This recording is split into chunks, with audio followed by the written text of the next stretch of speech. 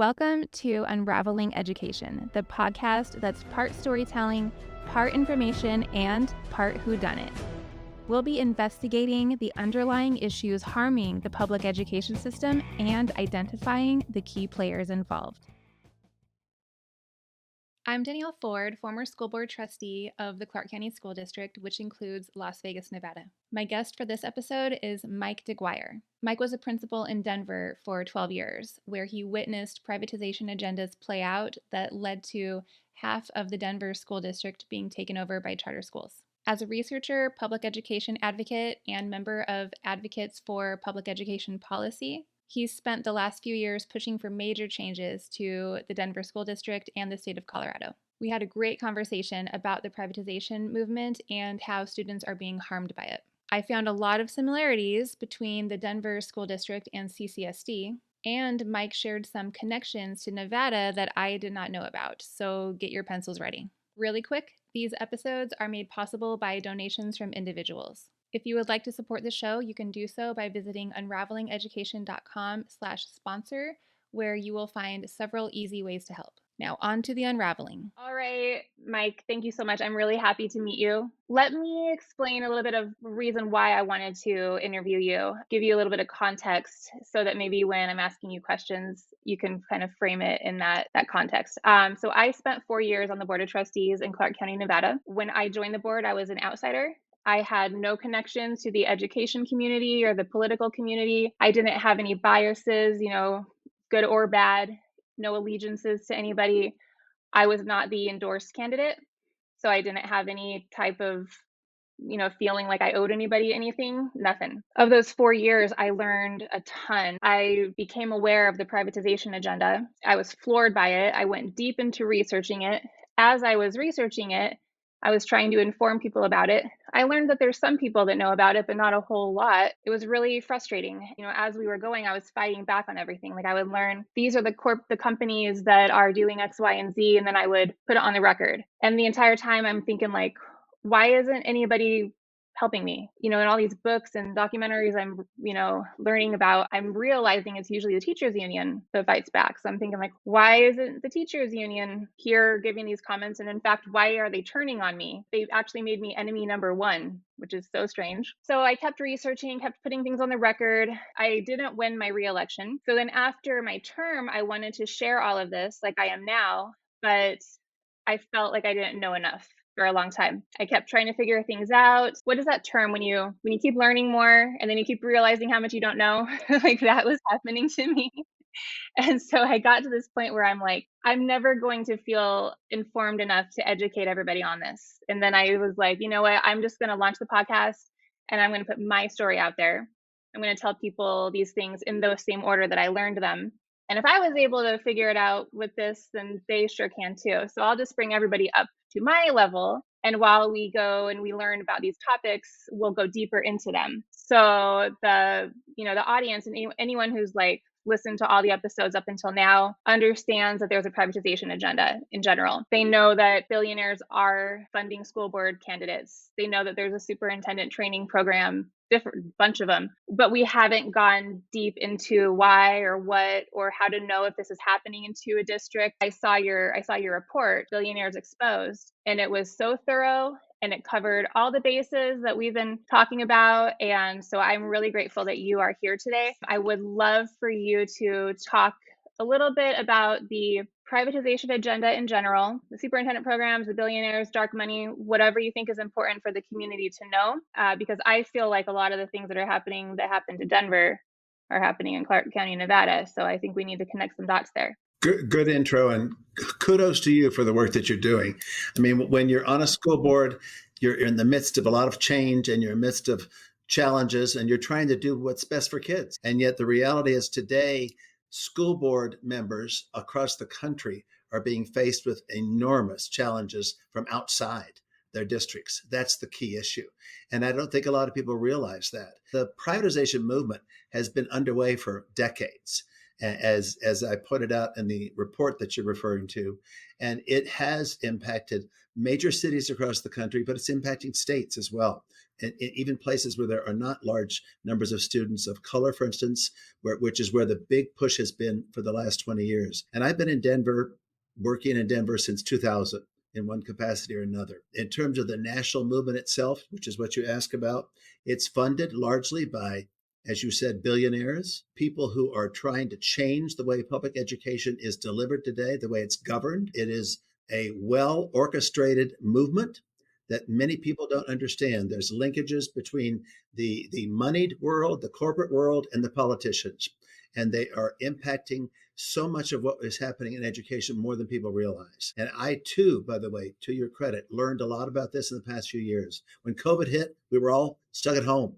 And so that's when my reading occurred. And that's when my connections with fellow principals and fellow educators occurred through different Zoom meetings and so forth. And the books that I've read are numerous, but this is Oh one of the yeah, I have best, by that the way. one. It's You gotta really have that good. one. Mm-hmm. And this guy that we just interviewed with our group, Derek I Black, haven't read that is one. amazing. Yeah, Okay. I can't recommend that one enough. The reality is, parents care about their children's education. Most communities care about their children's education, but they don't realize that there's funding mechanisms taking place and corporate influences that are changing the way decisions get made. And that's the scary part. And I lived through that as a principal in Denver from 2000 to 2012. And then I've been coaching principals for the last 10 years. And so I'm aware of what's happened. I also worked for nonprofit organizations. So I saw some of the behind the scenes stuff that was happening. You talked about superintendents. They're part of this whole playbook, so to speak, but they're not the key players all the time. School board members are just as critical, as well as the politicians who set up the laws. Colorado's kind of unique, by the way, as a blue state. We're not as impacted by some of the voucher movements that have happened all over the country in the past few years, but we're very much impacted by the charter school movement.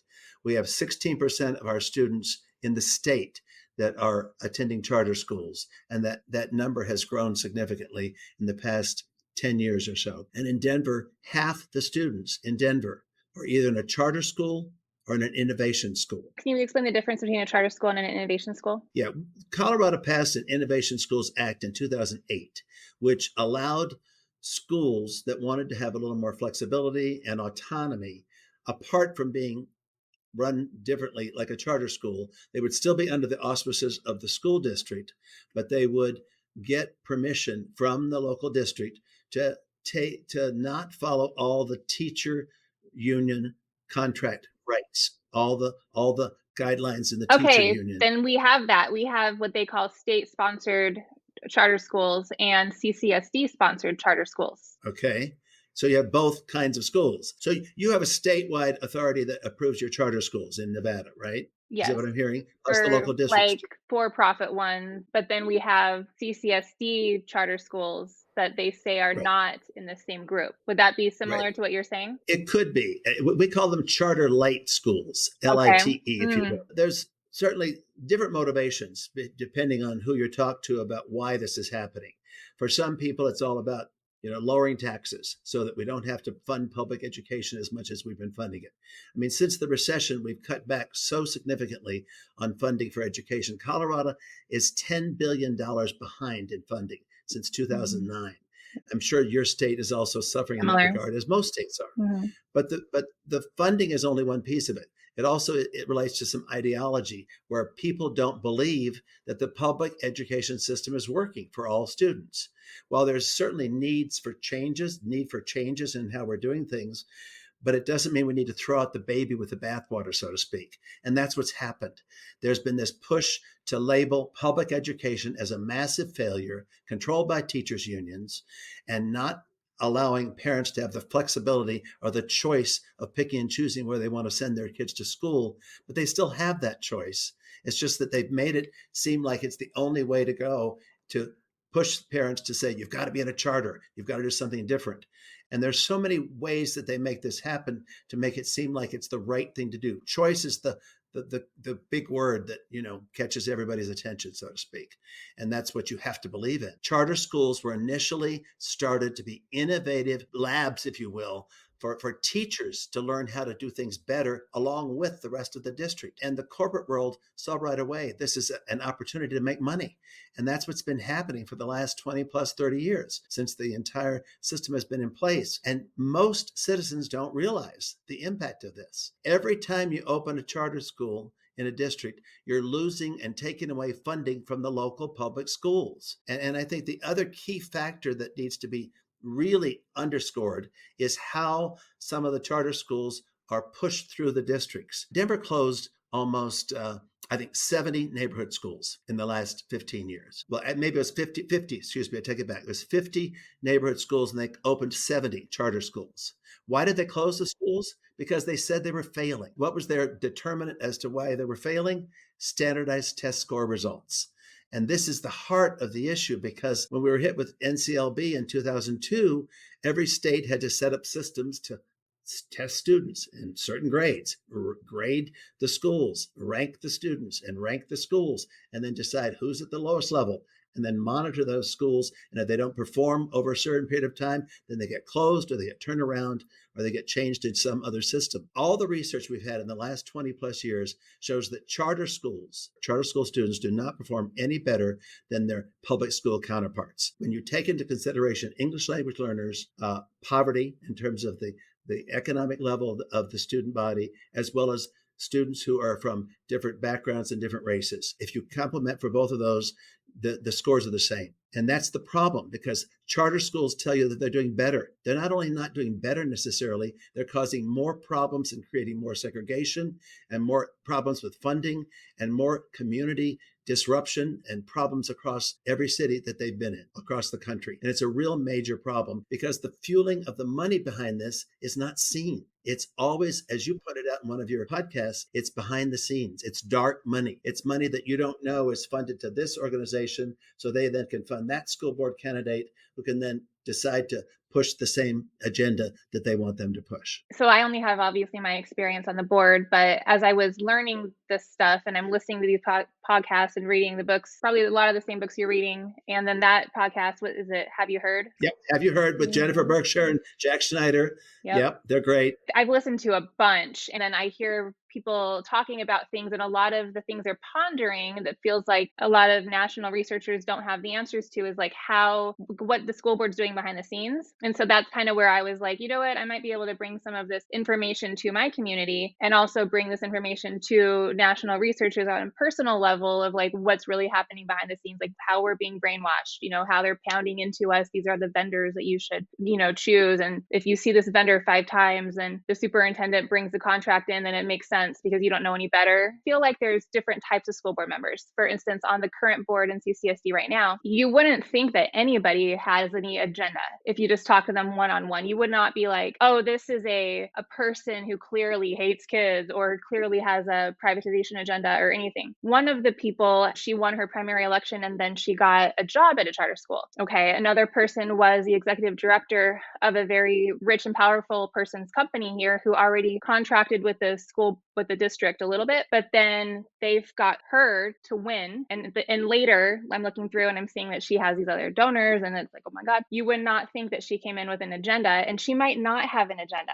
They might not even know what they're doing. They just know these are my friends, these are good people. That's another thing that I've been thinking a lot about, is that I think I'm kind of like an odd duck in a lot of ways, but I'm very unemotional with stuff. I don't really care who likes me, who doesn't like me. Even if we were friends before, even if you did me a favor. An example would be like the Council of Great City Schools and their executive director, Mike Casterly. When I met this guy, Mike Casterly, he was super nice. He was nice to me. In fact, they did like an article about me, like a whole feature early on, the first month basically on the board, after I was already criticizing him for helping us modify our policies. And I'm like, I think this is a conflict of interest. And I didn't realize it until months later that was probably supposed to get me to like be quiet. Like, oh, they're my friends. They did an article about me. Now they must be great. But that never occurred to me. So I feel like it would be very easy to influence candidates and elected school board members who don't have an agenda. I bet you 80% of the school board members who are in on it and are now, indoctrinated into these companies and this methodology, I bet you they don't even know that's happening. I feel like they're brainwashed. You hit the nail on the head. Are you familiar with School Board Partners, the organization? Have you heard Only of that only organization? from what you've talked about it. Okay, you mean in what I wrote about? Yeah. Hmm. That is a key group that is doing exactly what you described.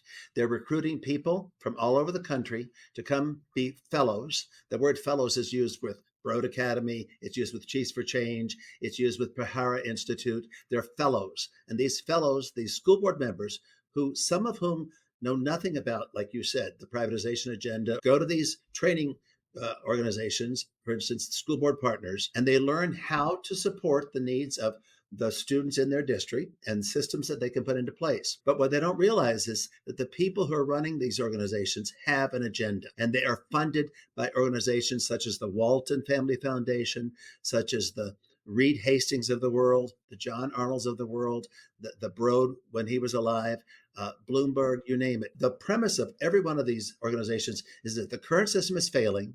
It needs to be overhauled, changed, and redesigned. That's the big message, because kids aren't learning. They're not scoring as well as they should be learning. And so we have to somehow have new systems in place, i.e. charter schools. Or if you're in a red state, let's have a voucher so parents can pick and choose where they want to go, where they can go to micro school, homeschooling. They can go to other kinds of systems where they can somehow use money and make their own decisions. But what happens is, as you said, it's products. What are the materials that they're going to buy? Who's going to make money off of this new system, as opposed to the money being paid into the public education system where it's most needed, where the children need those resources? It's taking it out of the system. So it's a corporate game plan. It's been pushed, by the way, since a long time ago with Milton Friedman and some of the others during the Reagan era. This didn't happen overnight. They were trying to do vouchers back in the 50s. And even in the 80s, there was a hope to get rid of the way we were doing public education. But there's a long game involved. If you look and read, even Jeff Bezos, who runs Amazon, has a plan to somehow no longer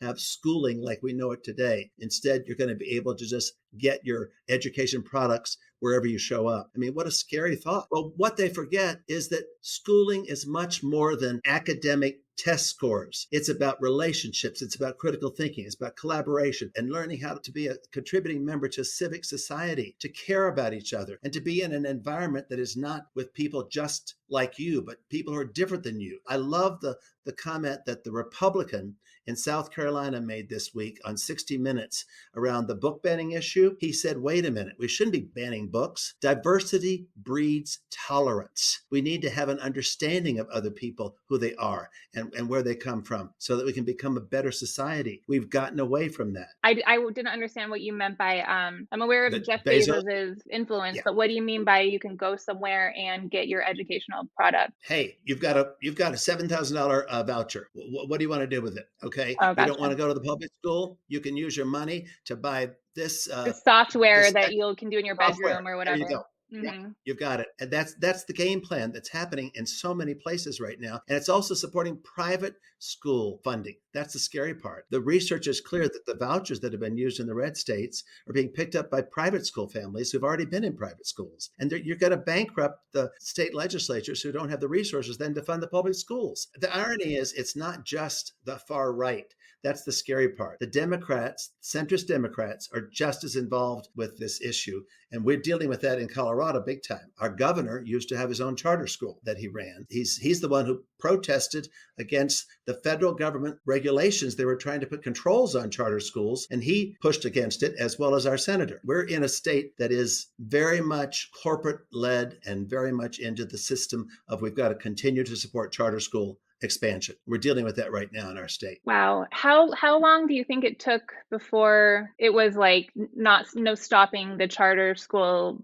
movement in Denver? Well, that goes back to politics and the election of the school board. In 2005, we got a new superintendent who was not an educator. Michael Bennett is his name. He is a current senator in the United States Senate. He, by the way, I want to bring up an organization that you haven't mentioned. The Pahara Institute is a real key in all of this game plan. I'm not familiar We've with it only except for your report, so I wanted to ask you about that. I want you to look carefully into the Pahara Institute if you can. Mm-hmm. They were funded originally with Reed Hastings money. And you know who Reed Hastings Mm-hmm. is. Reed Hastings, and then Kim Smith is another key player in this movement for privatization. The New Venture Fund started in the 90s, New Schools Venture Fund, and they put money behind this establishment of an Aspen Institute organization to train business leaders, politicians around the message that schools are failing. We need alternatives. And these alternatives are charters or where they can make them happen, vouchers. Vouchers are not popular in blue states. And every time they've been on the ballot, they have not won. The only places they're winning is in the legislatures, which get controlled by the billionaire money. And you know what's happening in Texas right now because Texas tried 4 sessions to pass a voucher bill. They couldn't. So instead, they're spending money to get rid of legislators who voted against the vouchers. If you look carefully, this whole system is orchestrated with money for the politicians, for the school board, and then they are the ones who then can implement the policies. In Denver, we had a school board that was pro-teacher for years until the mid-2000s. Around 2009, it shifted. And when it shifted, from then on, the school board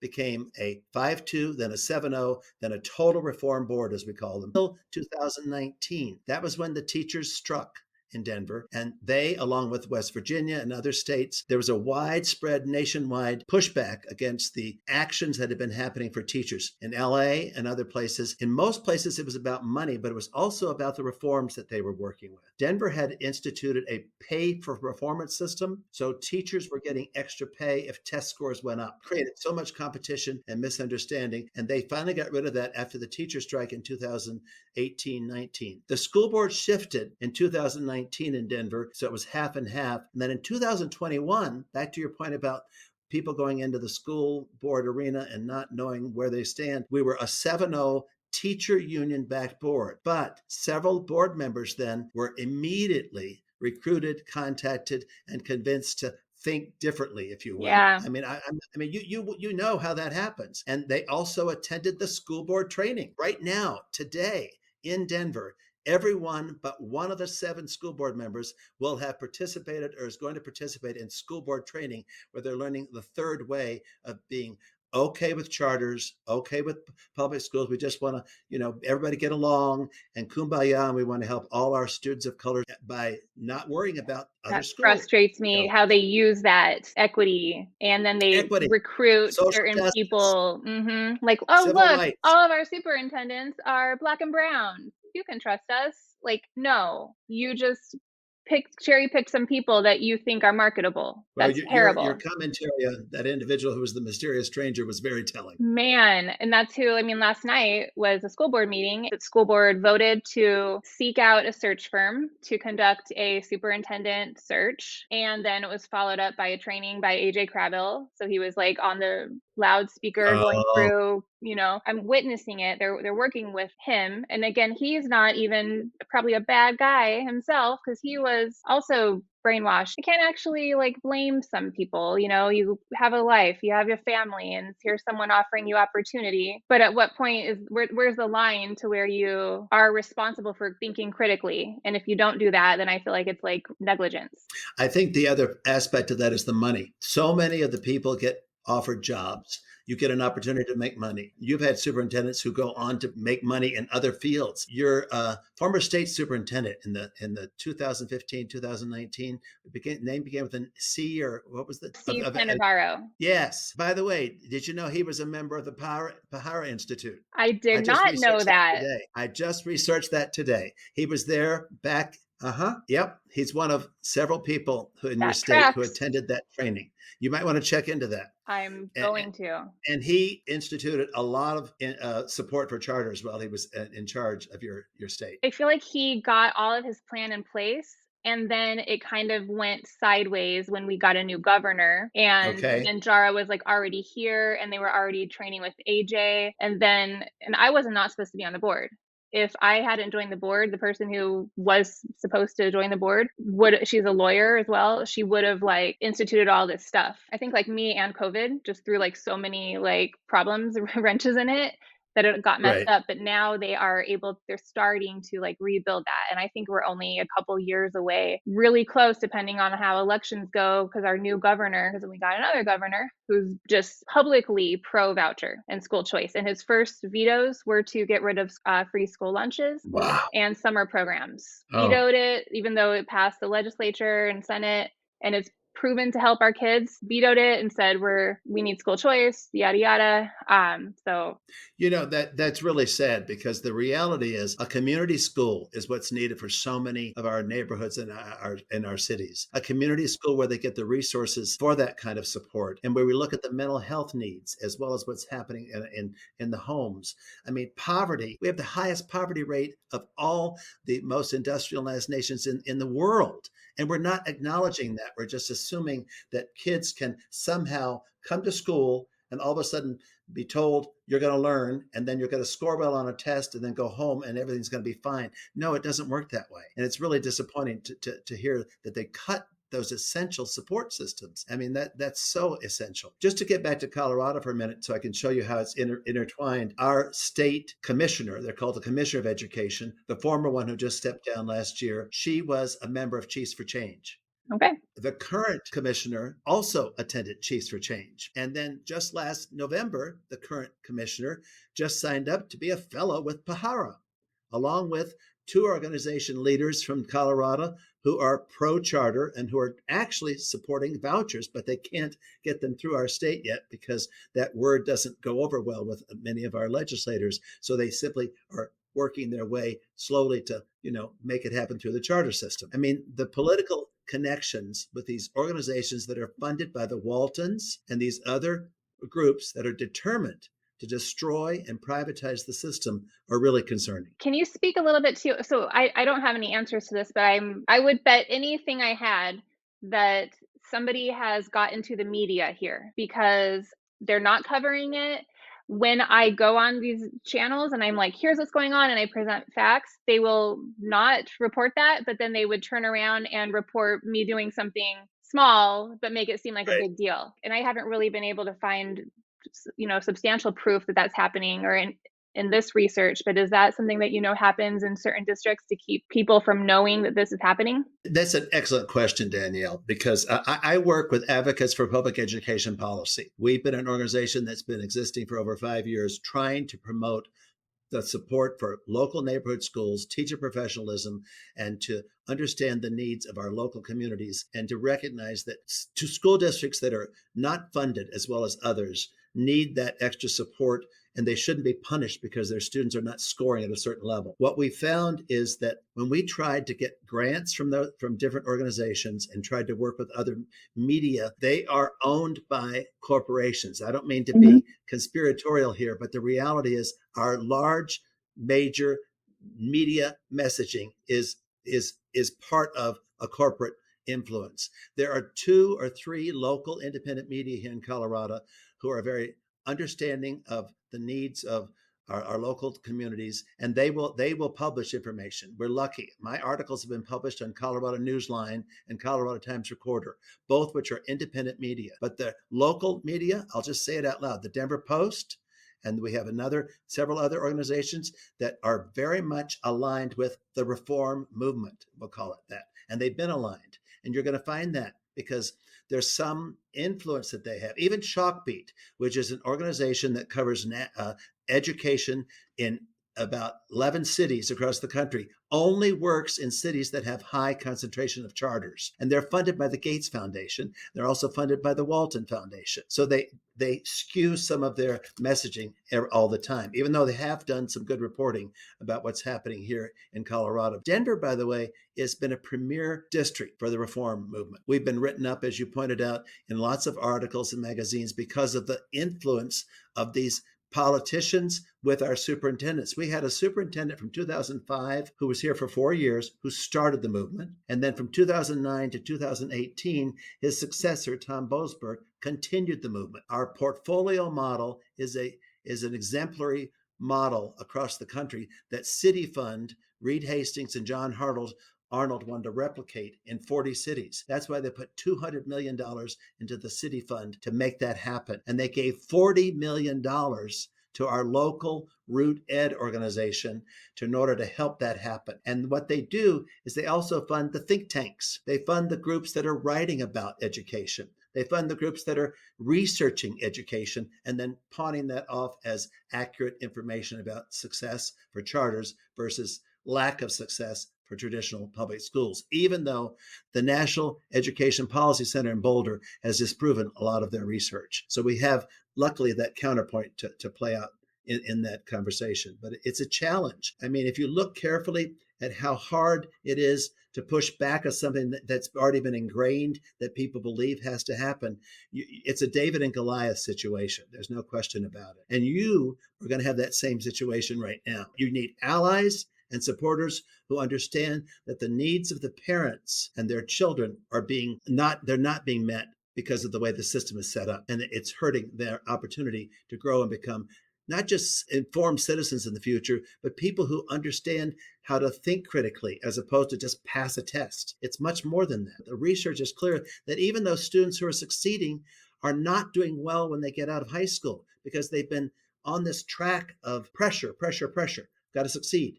I've got to achieve. I've got to get that test passed.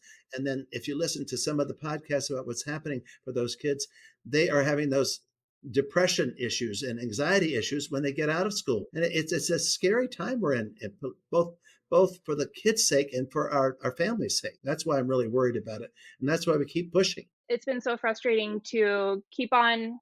This podcast is going to take forever to get through everything because I can't explain to you how many times I thought I figured it out, or I got an ally, or finally brought in this person to train us, or now a reporter is actually going to start reporting on it. And it would be like, that ally stabbed me in the back and got a job through JARA. This person that we brought in to train us, who I talked to for a year before that, told me I was right about all this stuff. We hire him, give him $80,000, and now he's listening to them and a couple of reporters that I'm like, okay, they're digging, they're publishing articles. I was interviewed for them. They're talking about all the no bid contracts and how they're violating Nevada law by bringing in this company that's national instead of 80% of our contracts are supposed to be competitively bid, and they're ignoring it, and they have a reason to ignore it every time. So then they report on it, and now this person gets hired at a different news station in a different city and no longer doing education, and just this like rotation. And then I'm always like made to look like I'm a nutso person, but I actually do not care. That's where, again, I'm like, I think my brain's broken in that way. Like, you're just making me madder. Okay. But it's not going to be these people saving us. It's going to be the community saving us. And I'll tell you what, they have done a great job. How they've created this like national narrative that public schools don't work. Well, they've created a Vegas narrative. There's this narrative that people in Vegas don't care about public education because the city only values bartenders and pool servers. And everybody just wants the kids to be dumb, and so that we can keep the economy going. That is not true. There's this narrative that Vegas doesn't care, that they're not involved in education. That's not true. After the October 1st shooting, I can't even explain to you how tight-knit our community got and how we rallied together, and the Golden Knights came in. There are brilliant people here. We have a great tech community. We have just such a diverse community. And it's like, if the community could come together, realize that all of these narratives are dividing us locally and nationally, and just fight the right person, we could win, and it could trickle out. I always have this feeling of like everybody is under a curse, under a spell. This weird feeling. Like, I go through, like, I watch documentaries, I read these books, I listen to you, I read your report. Oh, all of this stuff is happening. Clearly, here's smart people saying this is happening. Then I go into the city, I go into the community. Nobody knows it's there. They're looking at me like I have 3 eyeballs. And it's like, there's like this fog that's working, and all that needs to happen is for that fog to be lifted, and then everybody would do the work for us. Part of the problem is educators have been brainwashed as well. And that's a real concern, because until educators who are in the trenches realize that a scripted curriculum that they've been required to follow is not helping, and that they don't have to keep focusing so much on getting a kid to pass a test. It's not just the unions, it's the general populace of teachers, because in Denver, we also had the problem that you alluded to with respect to teachers. The teachers union in Denver was co-opted and part of the push for reform. That's what's happened here. Yeah. Same thing. Same thing. And they don't realize, in fact, they also make mistakes in who they fund or who they fund for school board elections. Yep. Then they realize later, oh my goodness, what we do? Well, that happened in my case as well as a couple of others. Mm-hmm. The union mentality sometimes at the high levels, at the executive levels, is not in touch as much as it should be with what's happening in the ground, in the schools. We taught a class, Jane Shirley and I taught a class with educators about what was happening in the reform world. And it was really hard to help them understand what was really going on because they've been ingrained to think, okay, I've got to do data management. I've got to track this kid. I've got to keep sure they're on grade level. It's all about that messaging that they've been told that their success is related to that test score, but it's not. It's related to the relationship that you build and the confidence you build in those kids and the way you bring out their talents. And their talents may not be on some stupid test. It may be in art, it may be in music, it may be in just, being a good person and understanding who you are and character development. We missed all of that. I think parents are going to realize it eventually because they're seeing what's happened to their kids. I don't know if Denver is the same as Clark County, but we are so huge, so our Nevada is based on counties. We only have 17 counties. And one of our counties has a corresponding school district that has like 300 kids. Well, obviously, you know how fast Vegas grew in Clark County. So when they, did that, it made sense because Vegas was so small. Clark County was so small, but we've had so much growth that we have now 300,000 students. And if any teacher gets fired or whatever, there's nowhere else for them to go. So that is like a big reason as to why teachers just do what they're told kind of thing. There's no like corresponding close district. And then it's very difficult. I would never tell a parent, don't put your kid in a charter school because the current CCSD is not operating well. But then it's like, hey, it's not operating well on purpose. So how do you tell a parent not to do it if that charter school is going to be better for them? Obviously, small class sizes are better for kids. End of story. Like, that's it. I also have a few teacher friends who are anti-charter. They taught me about a lot of this stuff, who have gone to work at charter schools because they've been retaliated against in the public school district for saying this. And then the only place they could go work are charter schools. Again, I'm not going to tell them, no, go work at Burger King, and kind of like not throwing out the baby with the bathwater type thing. Maybe some of these charter schools should continue because there are a handful I could pick out that have good leadership, that, would share the data with us, try to improve the school district, but 80% of them are just money grabbing machines. So how do we determine which ones aren't this? And it can't be standardized test scores. Yeah, that's right. I think you hit the nail on the head because part of the issue we're learning is the charter chains, the chains of schools that have 2, 5, 8, 10 different groups of schools that are all under one organization. Those are the ones that are getting the most funding. You'll see these organizations that'll say, oh, we're going to fund high quality charter schools, high quality. And that high quality means those that can replicate, that can expand, well-funded. And well-funded, and that can compete with the public school. The other reality that your teachers, who you talked about, who are leaving the public school and going to the charter school, part of that, I think, is an intentional plan that's happening to create what Diane Ravitch calls FUD, fear, uncertainty, and doubt about how well the public school is working. And they do that intentionally. I mean, a lot of the public school systems are not working well because of what they've done in terms of the way they've, manipulated this, or even the superintendents they've hired who've been trained to go in and make it a mess so that more people will leave. I mean, there is this, sadly to say, orchestrated plan to destroy and continue to pull away from our public school system because it is $1 trillion business. And if you read enough of the research, it's there. It's been happening for some time. And politicians buy into it under the guise of helping those children succeed in other alternative models. Well, wait a minute. Why don't we help them succeed where they are in their local community, in their neighborhood, where they can be with children who they want to be with and they can grow and learn together with. We have a report that just came out in Denver. We have the most segregated schools in our city than before when we had real segregation issues and we had to have busing. The schools are more segregated more than ever. We have 88,000 students, but only half are being served in traditional public schools. The rest are in either charter or innovation. And the state laws that have been passed promote that, and they encourage that. We have this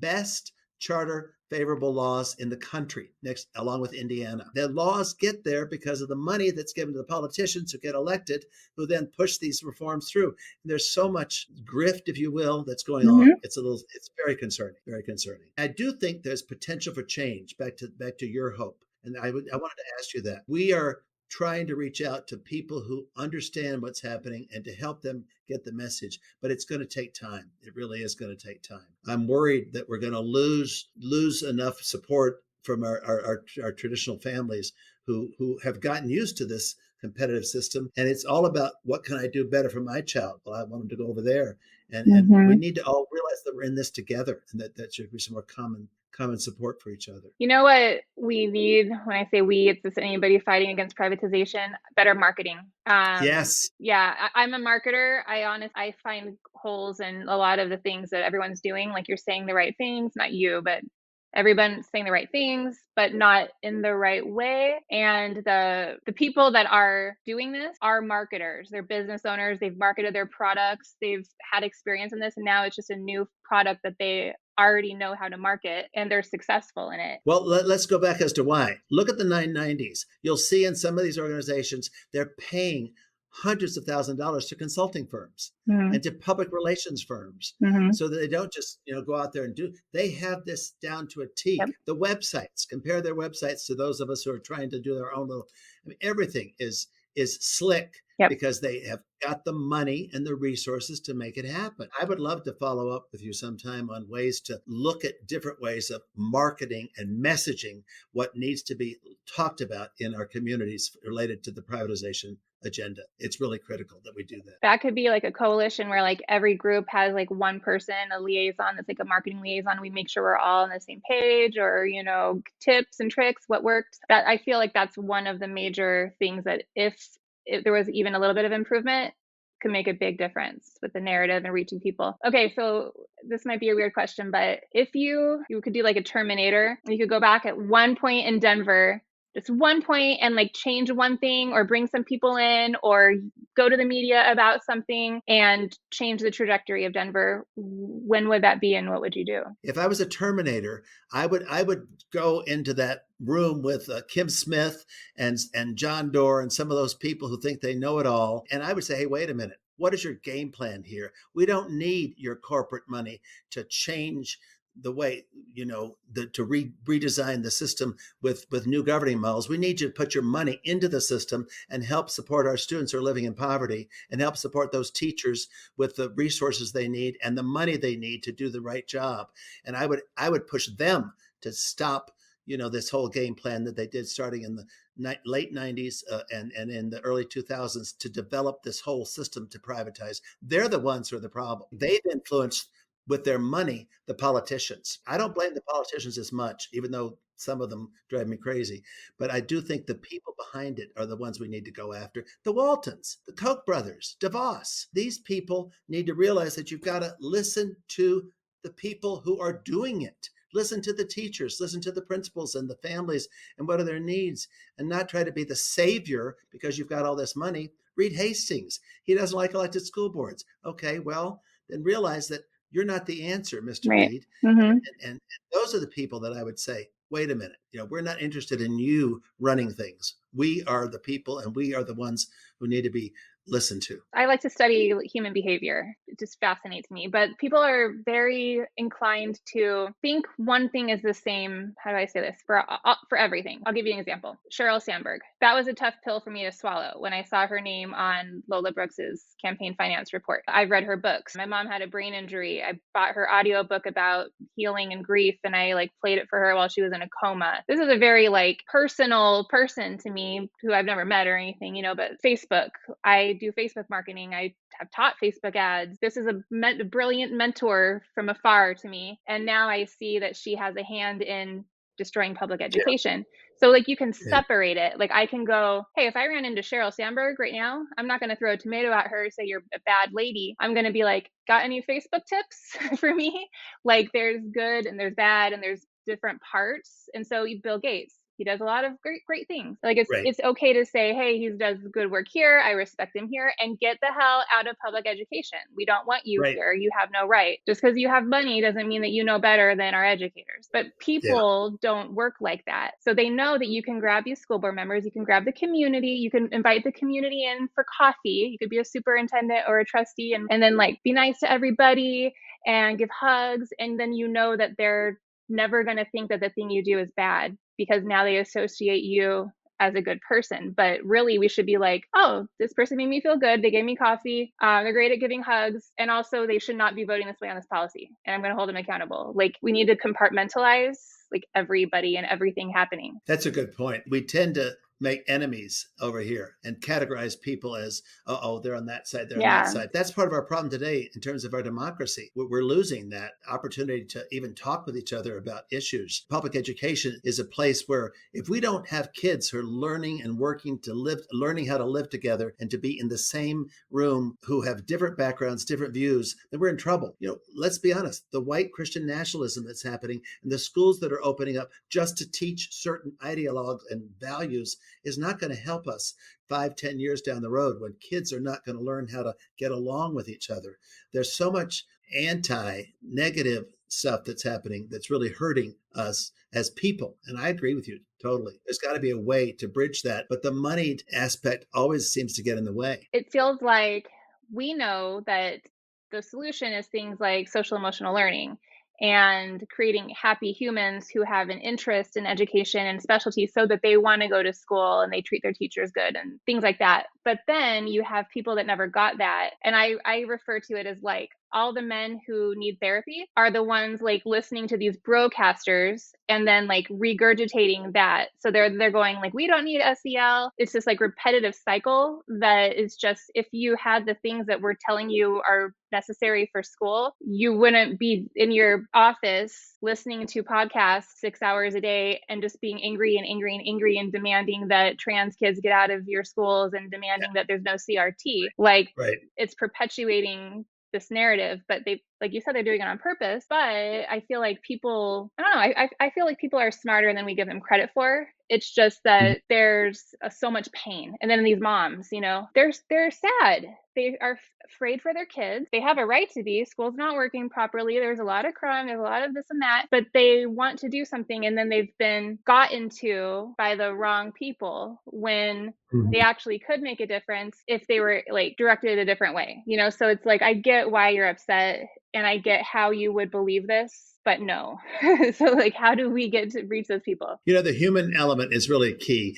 The Surgeon General came out last year and said that over 50% of adults are experiencing significant levels of loneliness and sadness. Yep. We think about that today. We think about the fact that Michael Fullan, who's a brilliant researcher from Canada, talks about how the brightest students are suffering with anxiety and depression. We have so much emphasis on this achievement world that we're in this success world. Whatever happened to relationships and community and caring and talking about collaboration and problem solving and working together? We're losing a lot of that. We're losing it because the only measure we have right now is sort of external to the human element. It's tech oriented, it's data oriented, it's numbers. And then you throw in social media and then AI that's coming. We're in for some really tough times if we don't get back to who we are as human beings. I love that you said you study human behavior, because I think that's a key element that we're missing in this whole challenge around what do we need to have with our public education system. We've said, oh, we've got to have high test scores. Well, guess what? No, that's not just what we need. I mean, I worry really in that regard that we've lost our values with respect to education and what we care about. I feel like parents in the community, it's almost like they're able to take what people want and say that they're delivering it to them, but they're not. For instance, workforce. You know, I believe in schools should prepare you for the workforce, of course, but certain people want a limit on that. They don't want entrepreneurs. They don't want someone to come and question the current workforce and be like, how can we improve, and maybe start their own company. They want somebody that can learn the skills to fit into their current workforce. Which is that then the current corporations or the current companies telling, that's job training is what they're doing. We want you to be ready to do what we want you to do to fit into our mold. That's not thinking creatively. That's not helping kids become better thinkers or even to be, as you said, to be happy human beings. That's tracking them into something that they're controlling. That's really scary right now. And that And it is might happening. be high paying, it might be cybersecurity, it might Sure. be Money. hotel management, but is it going to be the next hotel that competes with your hotel? No. Right. Right.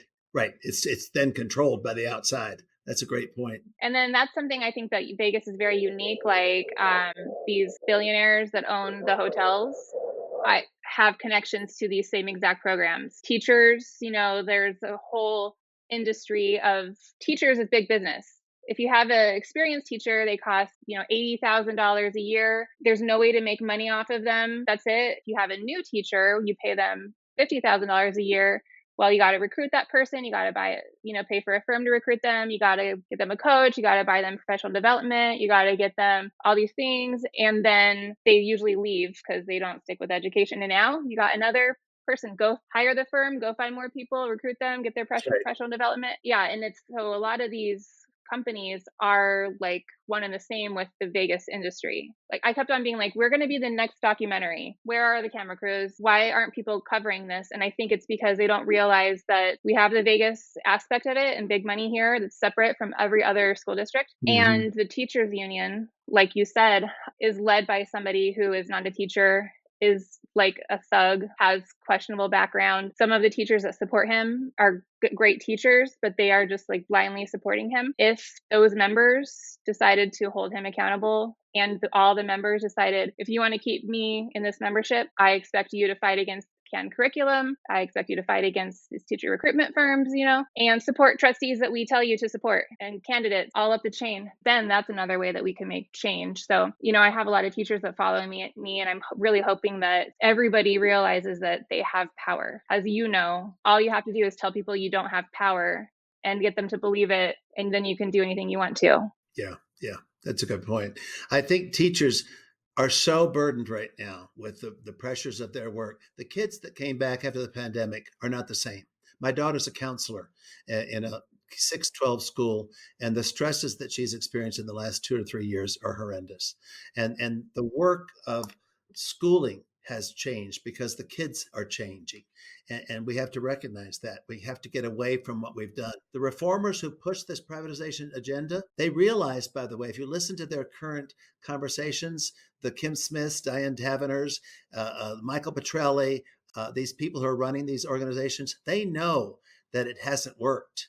And so they're changing their messaging and saying, well, choice is the answer. We don't care about test score results. Just make sure parents have choice. And they're forgetting that they've created a system that needs to be changed at the federal level, that we need to change the requirement that you have to test children every year and rank and sort school districts and schools by some measure. That has got to go. We've got to get rid of that. There's no reason why we have to compare district to district and then punish them because their students don't score well on some standardized test. That's got to change. Okay, so follow-up question to that, similar to the other one. You have a magic wand, and now you can change 3 things about education that is just implemented nationally, and every district would have to follow it. What kind of things would you put into place? Eliminate the federal requirement for standardized testing in all states. Period. That's number one. Fund education as the way it should be. I mean, 20% increase would make sense. Fund equitably. Fund our students in locations where they are coming from backgrounds where they need additional resources. And then in that funding, I would recommend create community schools across the country where those parents and families and communities are ready to support the whole child. Mm-hmm. And also, I would add that may have been for Brown's Promise. There's a new organization called Brown's Promise, which is trying to bring back the ideal of an integrated society, a society that understands the needs of our Black, brown students, our students of color, our children who have different value systems, binary, non-binary, whatever it is that you are, recognize that we're all different and we all can learn from each other, rich, poor, and create an integrated learning opportunity. The federal government should be funding school districts that are pushing for better integration opportunities. They did that, by the way. They recently did, but they put so many rules and regulations on it and gave no money for it that how can you do it? You're stuck with the current system because you don't have the resources to do it. So you've got to go back and get away from ranking of schools and districts with the testing requirement and start funding better and start pushing for real integrated learning environments for everyone. Include tech, but make tech be something that you can learn from and work together with, and listen to the kids. We've got to start listening to the kids. They know. I mean, the kids are turned off by what they're stuck with, and that's why there's so much reaction to it. Kids aren't attending now because they're being required to do things that they shouldn't be asked to do. It's not the public school's fault. It's the rules and regulations fault. You've got to go back and rethink how we're doing it. What's the way that we should be testing, or, you know, in 3 years we say, how do we know this is working? Your new system, we're not doing standardized testing anymore. What's that Well, going to guess be? what? I Teachers? was a principal in 1983. 1983. We didn't have any state testing that was required. We had Okay. local school Mm-hmm. district measures that you do every day. Oh, how cute. Sorry, I wasn't supposed to say that. No, you're fine. We had local. You have every day. You talk to your teacher. Weekly meetings with your teacher. How is my child doing? How do we know they're Just take learning? their Here's advice like you take a doctor's advice. Yes, right. Do you get a standardized test from your doctor? I mean, we are professionals. The reason why they pushed the testing was because they said they didn't trust the teachers. Nation at Risk said schools are failing. 1983, they're failing. Well, guess what? They weren't failing. That was a manufactured crisis. Yes, back with Reagan, and then Bush was the one who implemented it in terms of federal law.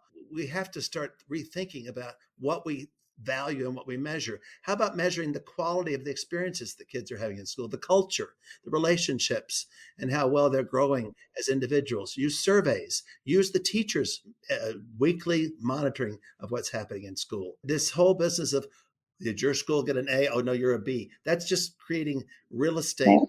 marketing mechanisms that doesn't help grow kids and help our society. Thank you. I have, I think, just one more question.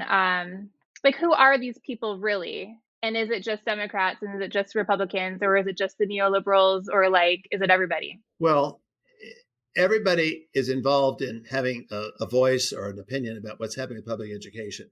You know about DFER, Democrats for Education Reform, right? Like surface level, like I haven't gone deep, but yeah, like how they fund Well, everything and they're not really Democrats. they would be neoliberals who believe that we don't need to have too much uh, public education controlling the system, but at the same time, there are the New Deal Democrats, if you will, that's a new organization, believe that choice is the answer and that we have to have choice in order to save the Democrats from the Republicans. We're all into choice and are all into, you know, the voucher system and having parents being able to pick and choose where they're going to go to school. I think part of the problem is people are all about their own world and their own self survival. We're in this time where people care about themselves more than about the public good, about the rest of us. They don't realize that that's all well and good, but it's hurting us by not caring about our own neighbor and our own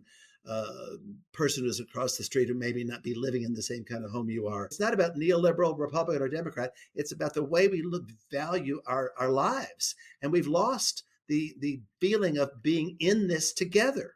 We're not in this together anymore because it's what's good for me. And we've done that because of the competitive nature of valuing and rating and ranking that goes on all over.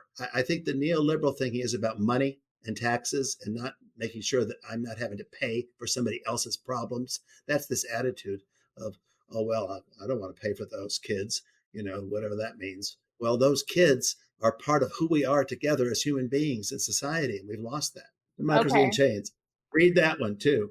I Even though there's will. very I little on that one. education, but she's explaining the deep history of the radical rights. This is all about James Buchanan and the Koch brothers who are Hmm. moving forward with their own plan to take over the conservative mindset of running our society, which they're doing very well. If you look carefully at what's happening politically right now, Oh yeah.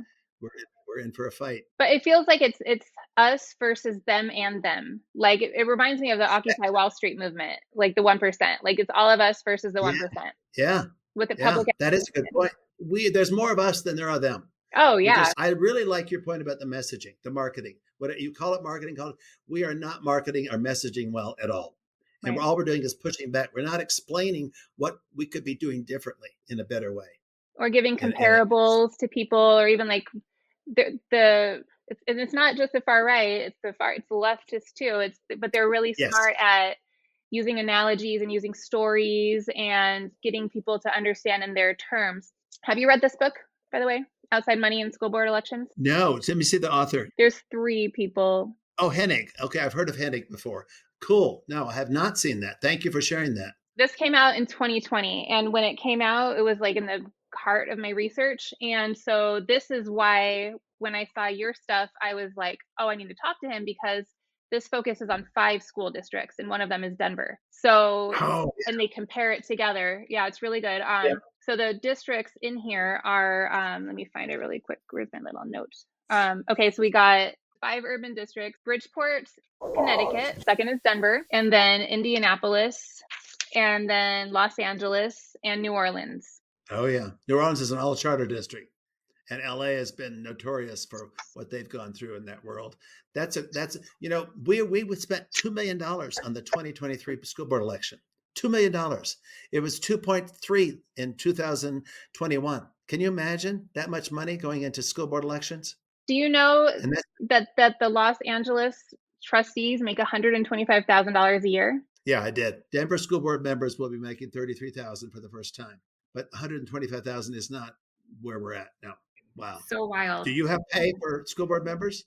I didn't even know. I did not know that we got paid. I just figured it was a volunteer position. I was like, hey, I'm already volunteering in Cub Scouts. Like, I might as well do this. But we get a stipend from the state of $9,000 a year. Okay, and that's deserved. The time and the work that you're doing. I agree with that. I really do. I do too. I don't know about 125,000. So no, I don't either. That gives somebody like a really good reason to say okay to being bought. Like, sure, I'll fund my campaign. I'll do this job and check all the boxes that you want. That's right. Thank you very much. I want you, first of all, I want everybody to read your report. And then can you just tell us where we can find you, what you're working on? How can we support the work that you're doing? Sure. I do blog and write. I'm writing for different news magazines that I mentioned: Colorado Newsline, Colorado Times Recorder, and El Seminario. And right now we're in the middle of a real hopeful effort as advocates for public education policy, which I'm a board member of, to try and change the legislation around charters. Right now, charters get automatic waivers. We're trying to change that entire narrative around charters here in Colorado, but it's an uphill battle. We have some very supportive legislators. We're working very hard at that. I'm a very big supporter of the Network for Public Education, which is, as you know, founded by Diane Ravitch. I contributed to that organization. And those of us who are working together are trying to get the message out that public education is really in a perilous place right now, that we're worried about the declining enrollment and the issues related to the needs of our kids.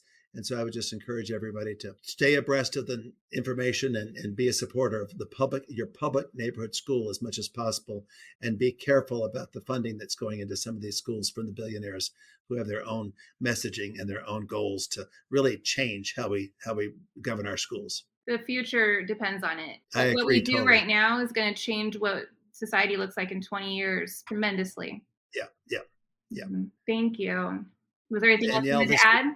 No, this was wonderful. I love your style. I love your way of communicating, and I would really encourage you to involve Jane sometime, because she would be a good resource. Jane lived in the midst of the reform world for 5 years. She saw some of the ways they were making decisions and why they were doing it. She has some great insights. Both of us ran for school board 2 years ago, 2.5 years ago, and neither one of us won for different reasons. That was a whole nother story in terms of the financing and the game playing that was going on. But it was a good experience. Hope we can maybe connect again. I really appreciate what you're doing, and I'm amazed at the time you're taking for this important issue. I can't compliment you enough. Thank you so much for being here. I hope everyone connects with you, and I'm going to make everyone read your report. We have an upcoming investigatory episode, and I will be including that report in it, and we'll be diving deeper into it. Thank you very much. Thank you. I enjoyed being here. This was great.